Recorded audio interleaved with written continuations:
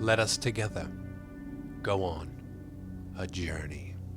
What's up, boys and girls, ladies and gentlemen? It's Chuck, also known as AskACapper, bringing you a little gameplay section from the game Journey. And I'm only using me face doing it.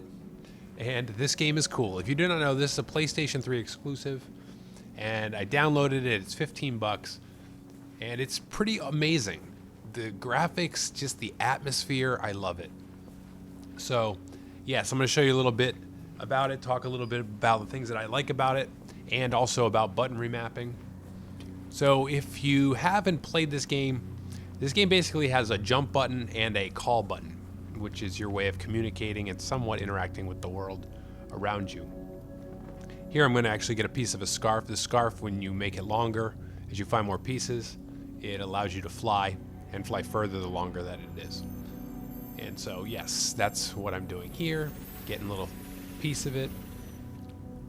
So what's interesting about this game is that it uses actually the tilt of the controller, which is kind of a bummer for me because, as you all can tell from the video, how I hold the controller, I can't really maneuver it, but one of the analog sticks also moves the camera. Whenever you tilt it left and right, the controller, and back and forth, you actually move the camera around. So sometimes I'm actually having to overcompensate for the camera movement by the way I'm holding the controller, but I don't know, maybe that's something developers can work on.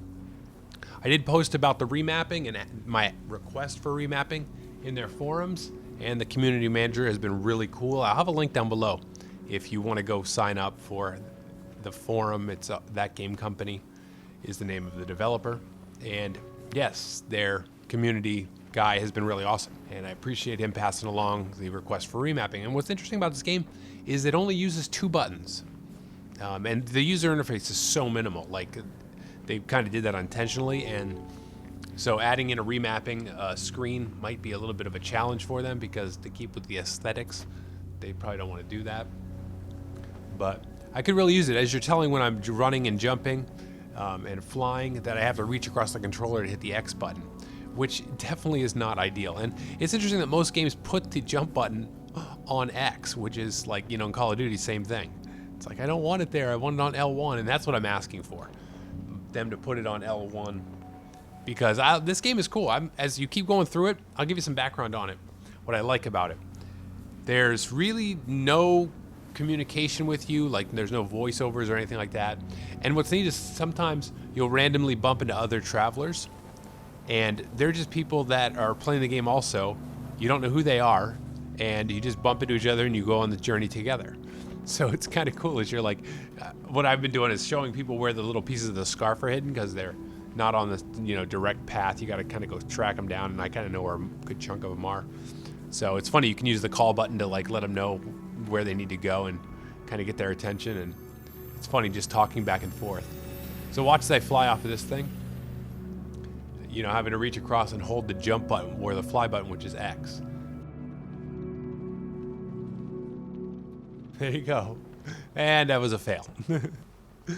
But yes, so as you go along, it just matches you up with people. You don't know who they are, and it's funny just like as you're walking around them and interacting with them by hitting the call button. I like it. It's definitely cool. And yeah, the game just has this really cool feeling to it. I am Spoon Put. I'll put a link to his video down below. He played the whole game. The whole game can be played in like about, I think, an hour and a half. But the play through, going back over it again and again is still really fun. And trying to find all the pieces of the scarf and trying to, you know, just unlock all the little secrets.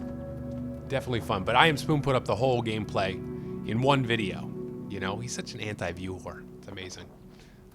So, yes. If you're on PS3 and you want to drop 15 bucks, I like it. I think it was well worth it. Found another piece of the scarf. Oh yes, gotta love that.